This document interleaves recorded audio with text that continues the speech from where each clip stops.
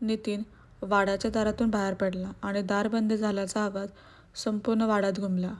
तो आवाज फक्त दाराचा नव्हता, तो देशमुख घराच्या एकतेवर बसलेला गाव होता. काही क्षण कोणीच हललं नाही. भाऊसाहेब खुर्चीत बसून होते, पण त्यांची पाठ वाकलेली दिसत होती. जणू क्षणातच ते 10 वर्षांनी थकले होते. सचिन हळूच पुढे आला. बाबा. भाऊसाहेबांनी हात उंचावून त्याला थांबवलं. आज मला काही ऐकायचं नाही, ते हळू पण कडक स्वरात म्हणाले. आज या घरात माझा शब्द मोडला गेला आहे. आतल्या खोल्यांमधून कुजबूज सुरू झाली. नितीन चुकतोय का? पण त्याचंही काहीतरी बरोबर असेल. भाऊसाहेब फार कडक वागले. हळूहळू शब्द मोठे होऊ लागले. लोक गटागटात बोलू लागले. कोणी सचिनच्या बाजूने, कोणी नितीनच्या. देशमुख वाडा, जो नेहमी एक आवाज होता, तो आज अनेक आवाजात विभागला गेला. संध्याकाळ झाली. स्वयंपाकघरात चूल पेटली, पण कुणाच्या मनात भूक नव्हती. जेवणाची ताटं मांडली गेली, पण एक जागा रिकामी होती, नितीनची. ती रिकामी जागा सगळ्यांना टोचत होती. तो परत येईल ना? कोणीतरी हळूच विचारलं. भाऊसाहेबांनी ताट ढकललं. जो घर सोडतो तो परत यायचा मार्ग स्वतः शोधतो.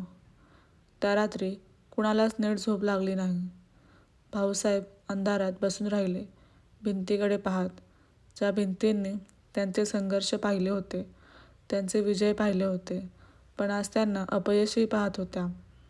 त्यांना नितीनचा लहानपणीचा चेहरा आठवला.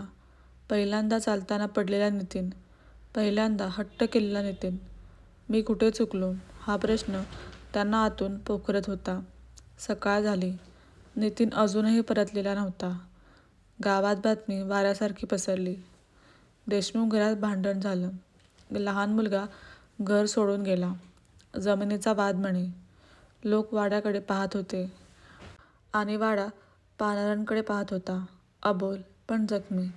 सचिनवर सगळं येऊन पडलं. घर सांभाळणं, लोकांना उत्तर देणं, भाऊसाहेबांची काळजी घेणं. तो थकला होता, पण थांबू शकत नव्हता. संध्याकाळी अचानक भाऊसाहेबांनी डोकं धरलं. त्यांच्या चेहऱ्यावर वेदना उमटल्या. बाबा. सचिन धावत गेला. भाऊसाहेब खुर्चीत कोसळले. घरात गोंधळ उडाला. पाणी, औषध, घाईघाईने डॉक्टरला बोलवणं. डॉक्टरांनी तपासणी केली. मग गंभीर आवाजात म्हणाले, तणाव फार वाढलाय. असं चालू राहिलं तर धोका आहे. ते शब्द सचिनच्या मनात खोल रुतले.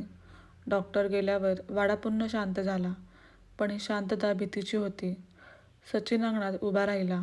समोर तोच वाडा, पण आज तो घर वाटत नव्हता. जर मी आता सावरलं नाही, तो स्वतःशीच म्हणाला, तर हे घर उभंच राहणार नाही. आणि त्या क्षणी सचिनने मनाशी एक निश्चय केला. हा वाडा वाचवायचा, काही झालं तरी.